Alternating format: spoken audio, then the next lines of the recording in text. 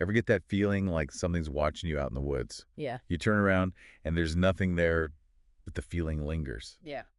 Well, we're diving into the mystery of Bigfoot today, trying to separate fact from fiction, myth from reality. We're looking at all those stories, the sightings, the footprints, and asking the big question, what or who is Bigfoot? And it's a question that has captivated people for centuries, hasn't it? Yeah. What's fascinating about this particular deep dive is that we're not just dealing with one possible explanation. We've got two really compelling and very different theories to unpack. Is Bigfoot a descendant of the Nephilim? Okay, wait, hold on. Those giants from the Bible? Fallen angels having kids with humans. That sounds like something straight out of a Hollywood movie. It does have that kind. I'm intrigued, but color me skeptical. But you're saying there's actual evidence that could back this up. Well, let's start with the Book of Genesis. You've probably heard the stories about the Nephilim, these offspring of sons of God and human women. They're often described as giants roaming the earth. And what's interesting is that this idea of giant, hairy humanoids pops up in cultures all over the world, not just in the Bible. Think about the Native American legends of Sasquatch. Sasquatch. Yeah, you're probably familiar with that term. It's the Native American name for what we're calling Bigfoot today. So are we saying that these ancient stories could actually be based on real encounters with Bigfoot's ancestors? It's a compelling thought, isn't it? And some people believe that Bigfoot's elusiveness, its ability to seemingly vanish into thin air, could be tied to this Nephilim heritage. Some researchers even suggest they might have inherited some kind of supernatural powers or heightened senses. This whole Nephilim thing, it's kind of freaky. A little bit. But part of me wants to believe it. Okay, let's say for argument's sake that there's something to this Nephilim connection. Where's the hard proof?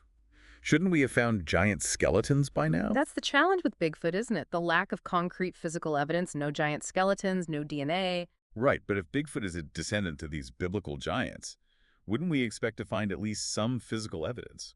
Some researchers suggest that maybe the Nephilim's alleged connection to the divine could explain the lack of remains.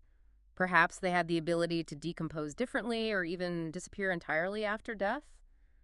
It's a bit out there, I know. Definitely out there. All right, so we've got ancient stories and missing skeletons, but that doesn't automatically point to giants, right? What else is there? Well, there's the behavioral aspect. Think about how Bigfoot is always described, hiding in the shadows, avoiding humans. Right. This aligns with the idea of them being remnants of a forgotten, maybe even banished race. It's like they're trying to stay hidden out of sight, out of mind. Okay, so that's the Nephilim side of things. Ancient stories, mysterious disappearances, and a creature that seems to be intentionally hiding. But what about the alien theory? What makes people think Bigfoot could be from another planet? Well, for starters, there's the intriguing connection between Bigfoot sightings and UFO sightings. Wait, hold on. Bigfoot and UFOs. You're not suggesting they came here together, are you? Not necessarily together, but there's a definite overlap. Okay. Take Skinwalker Ranch, for example. Oh, yeah. It's one of the most famous places in the world for UFO activity.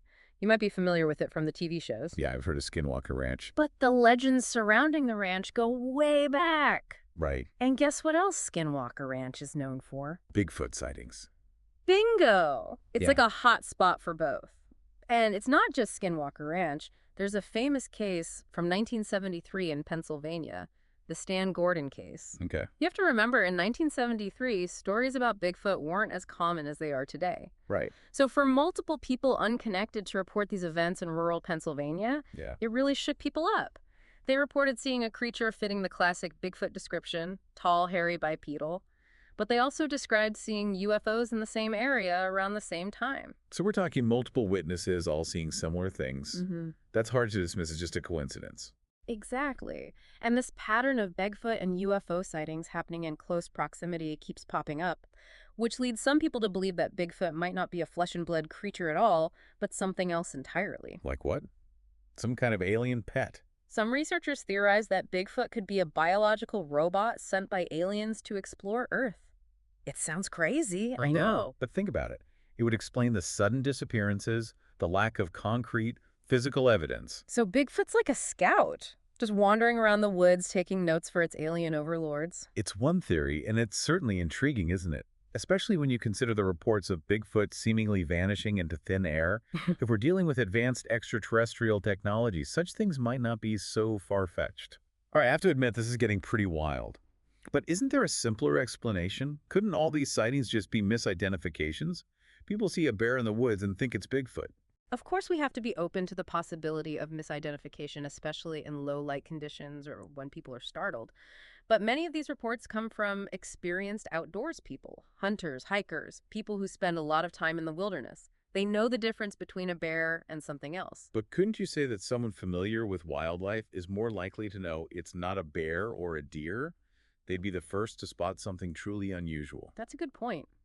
And even if we dismiss some sightings as misidentifications, there's still a significant number that remain unexplained.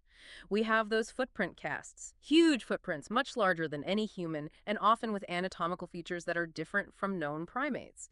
And then there are the audio recordings, strange vocalizations that don't match any known animal. So we've got these physical traces, these compelling eyewitness accounts, and these intriguing connections to UFOs. Yeah. It's hard to know what to make of it all.